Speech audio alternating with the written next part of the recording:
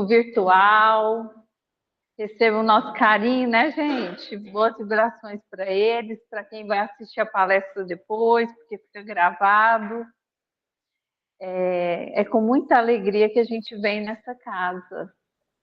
Essa casa já me acolheu quando eu estava com os pequenos. Hoje já tem eles 35, 33. Então essa casa já tem um tempinho, né, Vilma? Tem uma história, né? É. Nós vamos hoje tratar de um tema que parece um pouco difícil de abordar, porque a gente trabalha muito na doutrina espírita com o autoconhecimento, certo? A gente precisa se autoconhecer para melhorar, para evoluir, porque esse é o objetivo nosso aqui na Terra. E estamos aqui para praticar a caridade, que é o lema principal da doutrina espírita. O espiritismo, enquanto moral, ele não fala que ele é a salvação. Ser espírita, ter o título de espírita, não me confere um bom lugar lá no mundo espiritual. Porque o nosso bom lugar reservado lá vai depender das nossas obras, do nosso trabalho. E aí a gente precisa ver o que está fazendo para saber como é que vai ser o nosso desencarne. Se a gente for estudar as obras espíritas, os romances, as mulheres estão melhor na fita.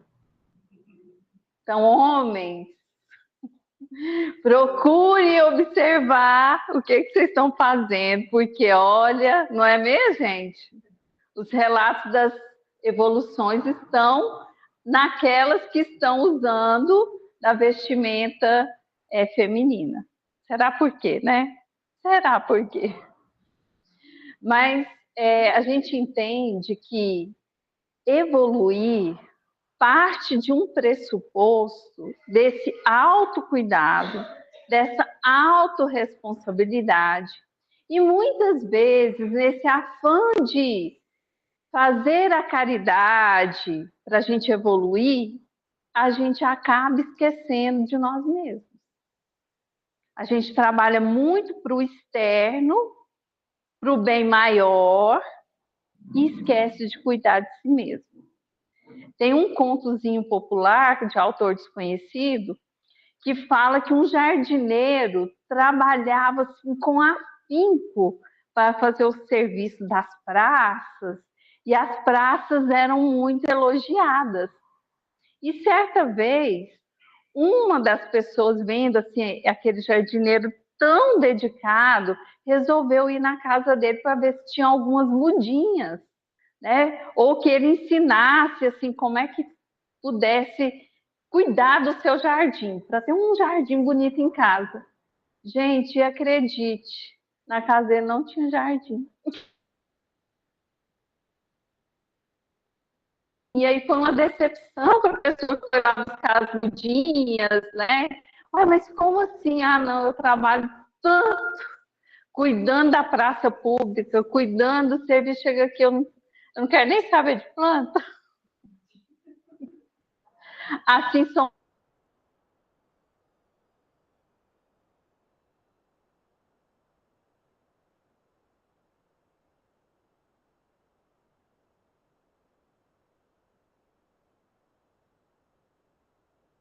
os aposentados.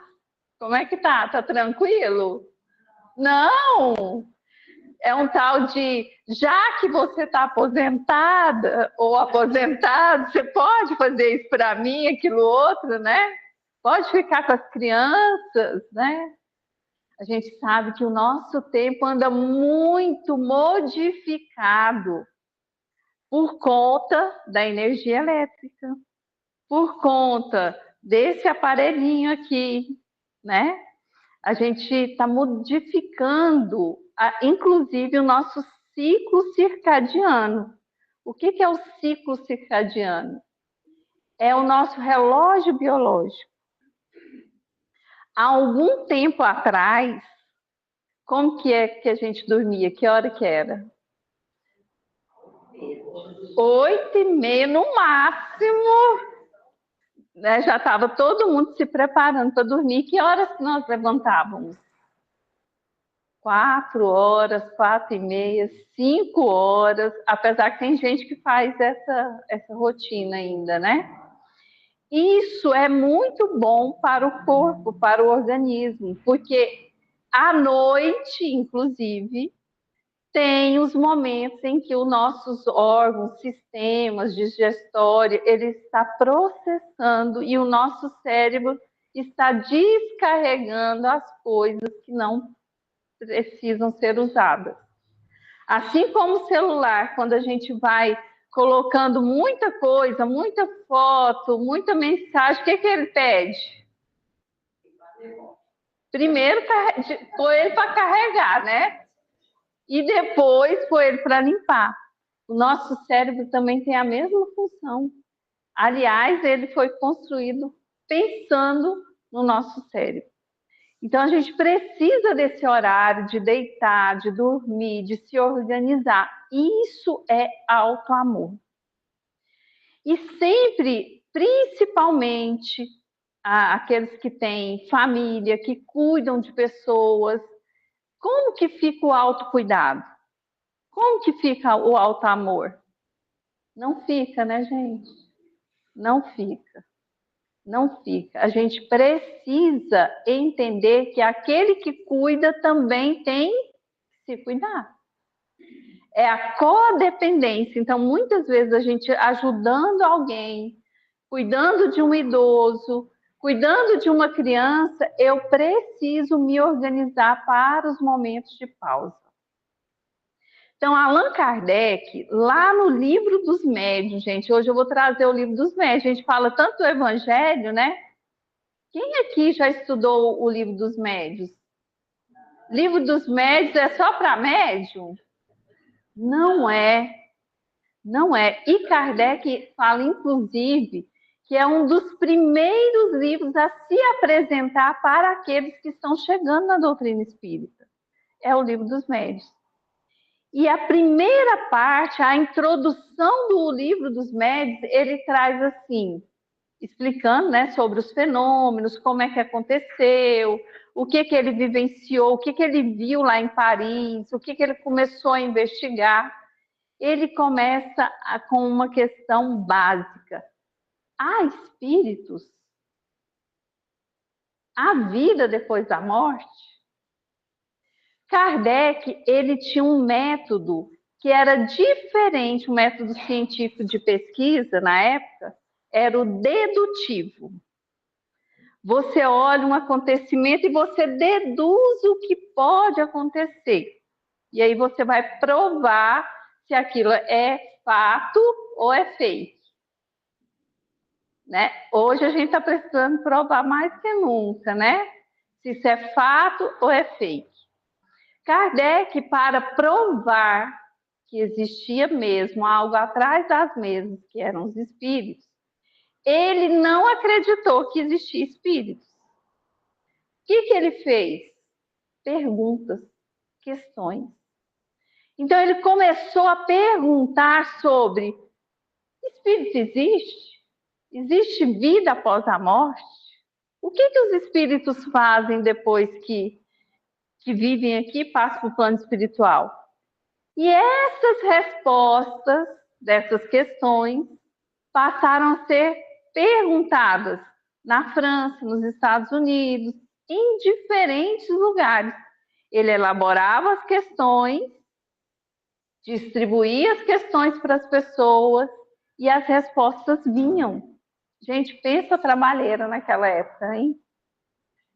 Essas questões irem, as reuniões acontecerem. Não tinha médico psicofônico na época, não. Como que era a parte? Psicografia. Alguém já viu carta psicografada, gente? É fácil ler aquelas letras? Pensa a trabalheira. E eles fizeram essa catalogação de questões. E a partir das respostas coerentes e iguais, a gente tem nas nossas mãos o Livro dos Espíritos. Então, quer saber quais são as questões que Kardec e os estudiosos na época fizeram para descobrir sobre a nossa vida terrena? Está lá no Livro dos Espíritos. E as respostas foram chegando iguais. Não importava o médium, não importava o local, a cultura, a resposta era igual. Então, esse é um método indutivo. Ou seja, contra os fatos não há o quê? Argumentos. Se eu estou dizendo algo, mas os fatos me comprovam outra coisa, eu tenho que ficar com o quê, gente? Com os fatos, com a realidade. E foi assim que o mundo espiritual foi desvendado. Lá mesmo, nesse primeiro capítulo, que é o método, ele vai dizer sobre nós e sobre o nosso comportamento ao adentrarmos numa casa espírita e nos tornarmos espíritas. Lá não se fala de alto amor. Nas obras de Kardec, nos livros de Emmanuel, a gente não vai ouvir alto amor. Mas nós vamos falar de autoaperfeiçoamento, autorresponsabilidade. Nós vamos ver o tempo inteiro aquela frase do Cristo: amar a Deus sobre todas as coisas e ao próximo como a nós mesmos. Então, todas as leis e sistemas estão sintetizados aonde? Na sublime palavra amor. E por isso, hoje, especificamente, a gente está estudando o alto amor. Eu quero que vocês, nesse momento, parem um pouquinho, eu também fiz essa pergunta para mim, como é que eu tenho me tratado nos últimos meses, nos últimos 2 meses? Uma pausa aí. Vou ajudar vocês a pensarem. Como que está a questão da sua alimentação? Vamos começar do palpável, né? Do corpo físico. Quando nós reencarnamos, nós recebemos de presente essa vestimenta. A gente veste esse uniforme. Chico Xavier falava disso, que o corpo dele era o uniforme que ele vestia para se manifestar diariamente. Então, como é que eu tenho cuidado da minha alimentação? Entendendo que, sendo alma, nós não somos alma. A alma não é o espírito que vive no plano físico. A alma é quem? Para Kardec, quem está encarnado, quem tem um corpo. Então, para que esse espírito se manifeste, como é que precisa estar o funcionamento desses sistemas que nos abrigamos, que nós nos abrigamos? Estamos nos alimentando nas horas certas? Que tipo de alimento eu como? Eu estou me hidratando? Quem gosta de tomar água aqui? Poucas pessoas. Poucas pessoas. Precisa gostar para tomar água, gente?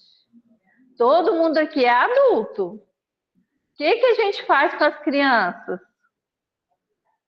Toma água, arruma garrafinha. Agora arrumar nos trem chique, né? Para ver se a gente, né, toma água.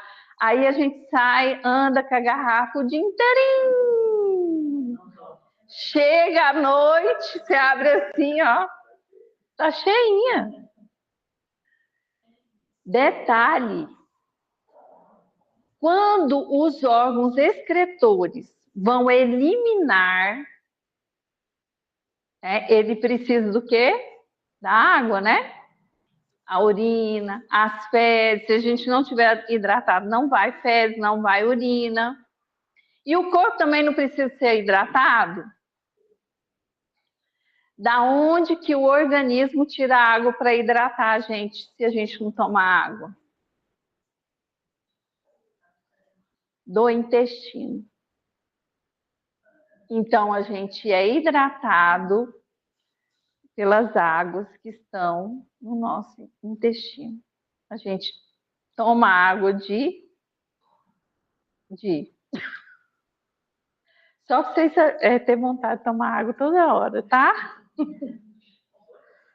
Detalhe, se a gente não toma água, a gente fica irritado. Irritadíssimo. Os rins gritam. E aí vem irritação.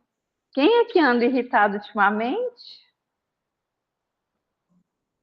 Pode ser falta de água. Dores de cabeça. Quem sente dor de cabeça? Toma água? Muita? Que tanto? Então, muitas vezes, as nossas emoções não são das nossas imperfeições, são do mau funcionamento dos nossos órgãos. Se eu não me alimento bem, se eu não me hidrato, se eu não tenho uma boa noite de sono, dificilmente eu vou ter concentração, eu vou ter paciência, eu vou ter tranquilidade de resolver os problemas. Ah, Regina, então não adianta só ler o Evangelho. Não, não. Porque nós estamos aqui entranhados no corpo físico. E ele se comunica. Aqui tem todo um sistema funcionando. As mulheres, quando entram na menopausa. Gente, que dificuldade, né? Que dificuldade. Uma variação de humor terrível. Terrível. Isso afeta o nosso relacionamento? Muito. Demais, o tempo inteiro. Nós poderíamos resolver as nossas relações com os outros tomando mais água, nos alimentando melhor. Isso. Corantes, eles também provocam irritação. Tela excessiva. Gente, tanto que as crianças andam irritadas. Então, é um ato de amor eu olhar para qual ambiente eu estou me manifestando. Eu, espírito imortal. Como andam minhas noites de sono? Então, aqui no método, ele vai dizer assim, à medida que a gente entra na casa espírita, nós precisamos nos apropriar sobre as leis que regem a nossa vida. Nós somos regidos por leis físicas e por leis morais. Está lá no Livro dos Espíritos. Nós aqui estamos nos envolvendo e todos nós estamos mergulhados numa energia chamada fluido cósmico universal. O ambiente, a atmosfera da Terra, ela se contamina com os nossos pensamentos, com as nossas emoções.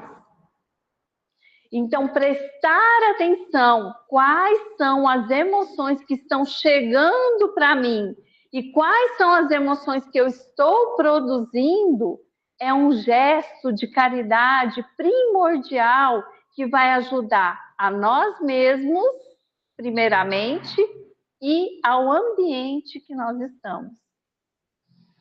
Narra André Luiz que num dia de reunião mediúnica, eles foram visitar a casa de uma médium. E essa médium, antes de ir para a reunião mediúnica, ela começava a se preparar, sabe que hora? 12:00.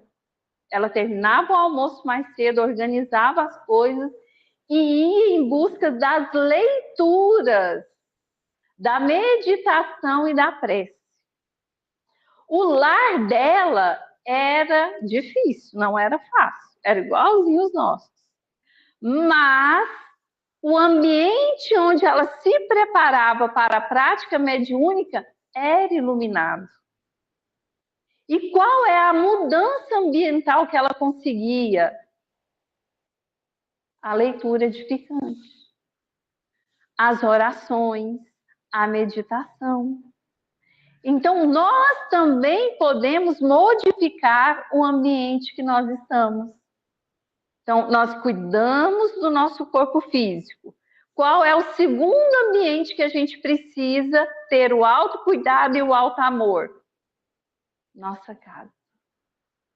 Como é que estão as coisas, os objetos, a faxina, o ambiente, a estrutura, a funcionalidade? Tudo isso repercute. E a gente está sempre nesse movimento, individualmente, coletivamente. E muitas vezes, nós espíritas somos muito cobrados em casa. Lá no centro, tá bonzinho, né? Tá, não, lá no centro chamou para fazer uma coisa, tá lá, prontinho. Quem já recebeu essa crítica? Mas pisou dentro de casa, foi embora a paciência, foi embora não sei o que lá. E aí o clima pesa. Por que isso acontece? Porque a gente não está olhando para o nosso lar como esse templo divino que nos abraça, que nos guarda. E geralmente dentro da nossa casa nós somos quem somos. As máscaras caem, né? A gente sustenta muito, né? A energia social e tudo. Quando chega em casa, a nossa bateria social vai lá, ó, pro chão. E não deveria ser o contrário? Ai, Regina, mas lá no nosso lar tá aqueles, né? O Rossandro Cringe falou um dia, como é que a gente consegue amar tanto e ter ranço tanto de uma pessoa ao mesmo tempo? Dentro de casa, é ou não é, gente? Tem horas que dá vontade de ser... Aí você respira, Senhor, estou diante, né, de uma evolução. Se hoje alguém que estivesse no plano espiritual, diz que tem uma fila imensa, né, Vilma, para reencarnar, pegasse o seu corpo, será que ele ia aproveitar melhor ou pior do que você, Vilma? Que pergunta, hein? Mesmo tendo a oportunidade de ser um corpo difícil. Quantas vezes as pessoas estão se preparando para vir aqui e falam, nossa, eu quero ter um rim que não funciona direito, eu quero ter uma dor de cabeça para me lembrar que eu preciso ter paciência. Chega aqui e a dor de cabeça vem, a gente esquece que pediu, né? A gente esquece. Então, tudo o que nos chega como provas e expiações não veio de ninguém. Veio de quem? Veio de nós mesmos. Mas, por sorte, nós temos todos os recursos possíveis para passar bem a nossa existência. Primeiro, a oração. Primeiro, o autocuidado que nós deveríamos ter todas as manhãs. O que você faz ao acordar? Pega o celular. A primeira coisa que eu faço, que eu devo fazer, é lembrar de Deus. Agradecer por estarmos abrindo os olhos nessa existência. E pedir amparo e proteção. Precisa parar tudo? Eu posso acordar atrasada e lembrar que estou bem na presença de Deus? Posso. Gente, não existe metodologias, preces decoradas que seja mais importante do que a nossa conexão com Deus, do que o nosso pensamento no alto. Sair de casa e olhar a natureza, olhar o céu. Como é que nós estamos andando diariamente? Vocês já viram como é que nós estamos andando?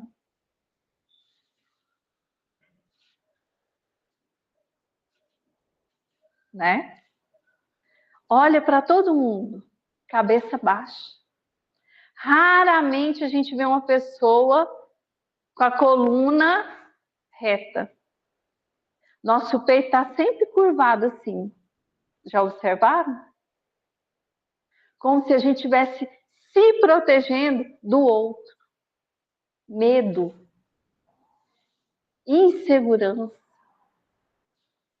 E aí a gente lembra dos primeiros cristãos.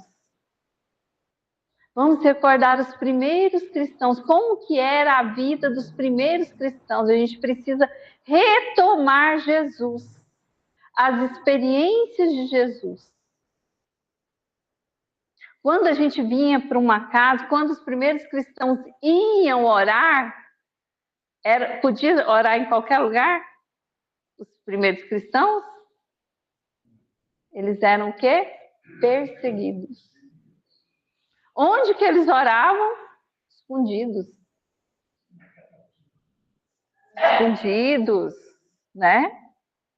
Hoje a gente tem a bênção das casas espíritas espalhadas em todos os lugares. E lá, o que os primeiros cristãos faziam, gente? Abriam os sagrados escritos, que eram os registros dos apóstolos, que eles anotaram, recordavam as histórias de Jesus e falavam das promessas celestes.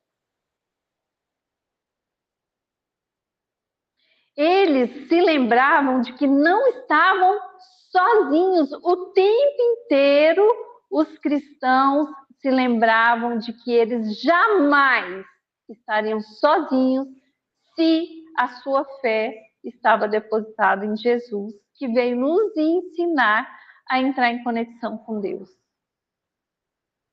Então, outro sistema de autocuidado, a fé. Onde está a nossa fé? Como está a nossa fé? Que tamanho é a nossa fé?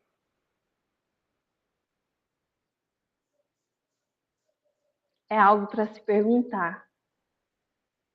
Quem consegue entrar em conexão com o espírito protetor que te acompanha diariamente?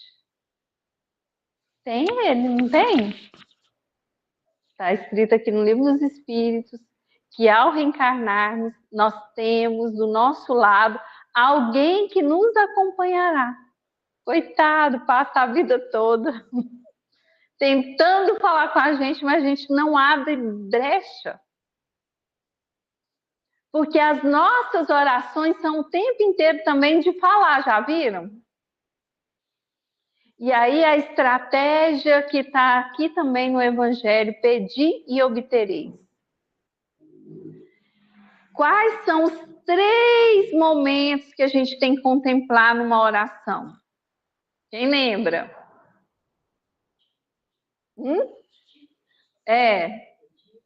Pedir é o que a gente mais faz, né? Louvar e agradecer. Pedir, a gente pede muito. Agradecer, eu acho que até que a gente agradece. Mas e louvar? Muitas vezes eu me perguntava, o que seria louvar? Não é difícil? O que vocês acham? Como é que a gente louva a Deus?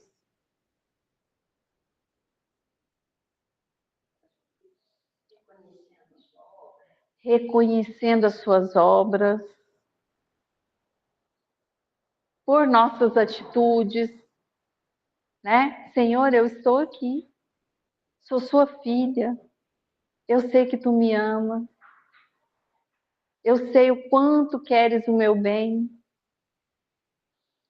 Em nenhum momento nas obras espíritas nós vamos ver condenação, gente. Condenação não existe nas obras espíritas. Por mais que a pessoa pronta faça horrores, né? Tem sempre uma mãe atrás dele, orando. Tem sempre alguém buscando resgatar. Não tem julgamento. Não tem julgamento. E o que eu faço comigo mesmo? Me julgo o tempo inteiro, ou julgo meu irmão, né? A gente se julga e julga o outro o tempo todo. Eu não sou capaz, eu não posso ser médium, eu não vejo nada, não falo, não vejo. Então, o que eu vou ser médium? Gente, a gente precisa de médiuns minerais na reunião, viu? Não precisa ficar vendo os espíritos, não precisa falar. A gente precisa de pessoas que estejam numa reunião mediúnica doando orações, doando pensamentos positivos, doando boas energias. Eu não posso coordenar nenhum trabalho na casa espírita. Eu não estou preparada? Eu não estou evoluída? Gente, oi? Quem de nós estamos evoluídos? Se a gente for, mais uma vez, lá no método e estudar as categorias, as classificações dos espíritos, qual é a nossa categoria? Espíritos imperfeitos. Nós estamos lá, na terceira classe. A segunda classe é aquele que já compreende, que tem abnegação, é aquele que vive em função, né, das leis morais, já entendeu, já sabe. Mas nós estamos aqui com essa permissão divina para trabalhar. Não existe alcançar a caridade sem praticar a caridade.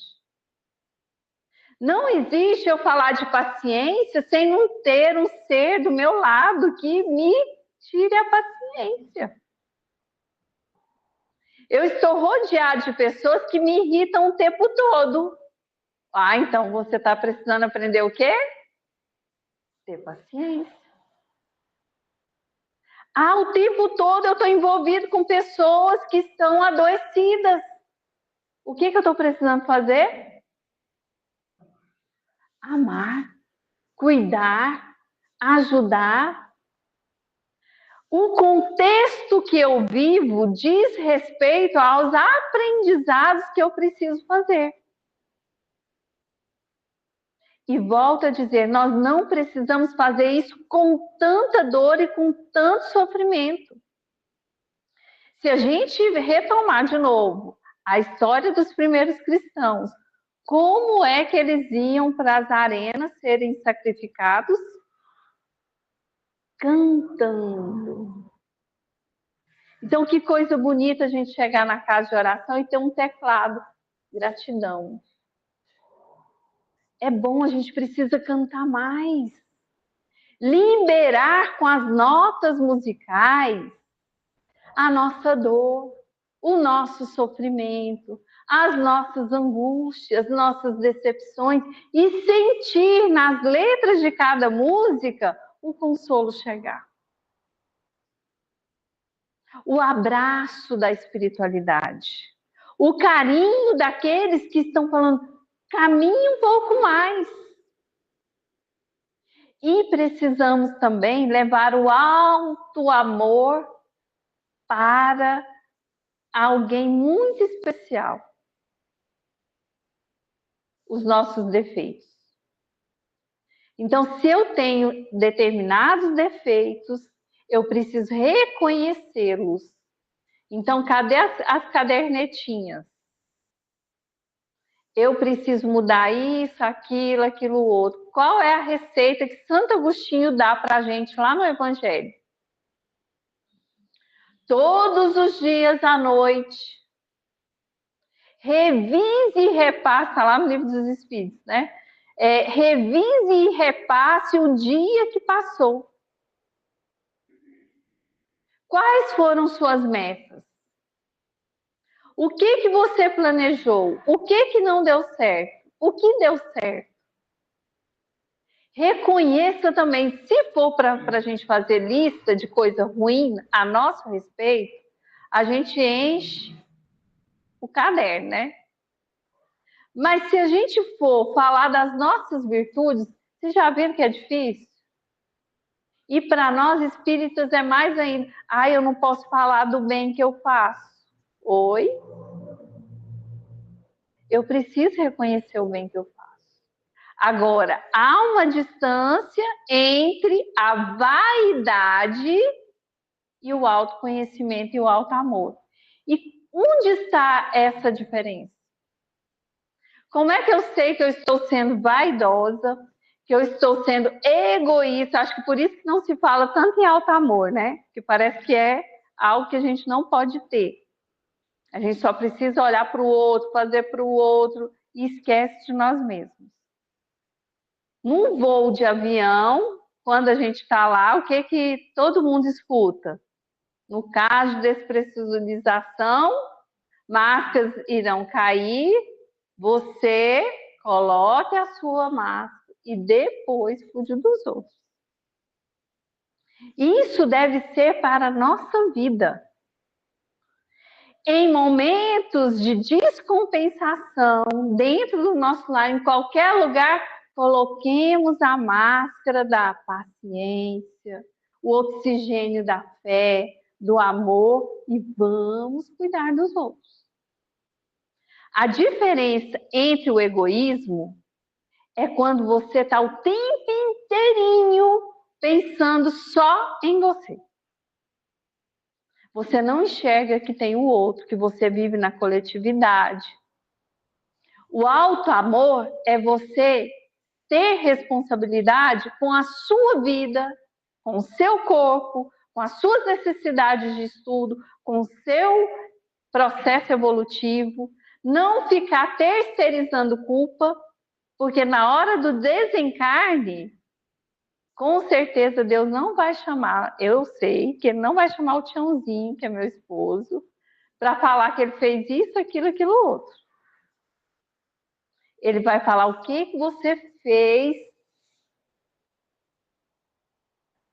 Então, na hora de estarmos cara a cara com a consciência, que é onde estão as leis, é a gente com a gente mesmo. É o que você fez. E não nos esqueçamos que não vai ser nada para nos humilhar, nada para nos maltratar. Porque às vezes a gente acha, né? Nossa, eu vou ser humilhada, eu vou ser maltratada. Não. Nós vamos ter o quê? Acolhidos. Só que nós temos que nos responsabilizar por tudo que nós fizermos. É uma das leis morais, né? Eu perguntei na evangelização, que eu trabalho com crianças, com escola, né? Eu falei, vocês conhecem a lei de ação e reação? Aí uma aluninha falou assim, é a lei de Newton. Isso mesmo. Newton observou que tudo que vai, volta. Tudo que eu planto, eu vou colher. Então, hoje eu posso estar colhendo frutos de um plantio ali atrás. Mas nada me impede de plantar junto com a colheita. Para que daqui a alguns passos mais à frente, eu esteja melhor do que eu esteja hoje. Então, lembrando que o plantio, ele é livre, mas a colheita é obrigatória. Só que nós temos uma lei, a última lei das leis morais, que também está no Livro dos Espíritos, é a lei de justiça, amor e caridade. Não existe justiça sem amor. E não existe justiça, amor, sem a convivência. Então, aquilo que eu faço para o outro é ruim para o outro? É ruim para quem? Para mim mesma. Depois ele até evoluiu, aproveitou a experiência, foi humilde, desenvolveu a paciência, mas eu fiquei com aquela manchinha que precisa ser limpa. E a minha consciência só vai me dar sossego a hora que eu apagar a mancha. Só que, mais uma vez, a gente precisa sofrer porque fez sofrer? Eu posso usar todo o meu conhecimento, toda a minha capacidade, todo o meu discernimento para plantar o bem. Ao invés de sofrer, eu vou ajudar, eu vou trabalhar. Quem quer ficar sofrendo aqui? Ninguém, né?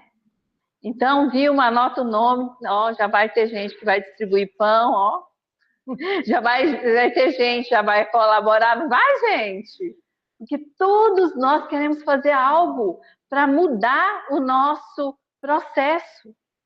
Chega, gente, de vitimismo na nossa vida. Vamos acolher a nossa vida, mas saber que nós temos muito a fazer. E se eu cuido do meu terreno, do meu lar, da minha vida, eu mudo o planeta. Mude o homem e o planeta mudará. Então, muita paz a todos. Obrigada pela paciência de me ouvir e até a próxima.